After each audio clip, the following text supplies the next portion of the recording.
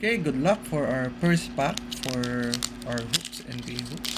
Ooh, swabe ang bukas niya. So, tingnan natin kung paano ang arrangement ng cards. So, we have here, so, Michael Kidd. Ooh, medyo nakapakat ah. So, Michael Kidd, Thaddeus Young, ganda rin ng Rudy Gay,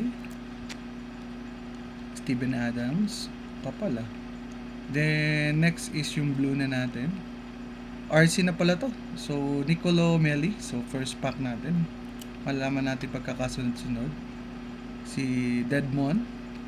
And then, we have Blue Cracked Ice ni Joel Embiid. Nice din. MVP.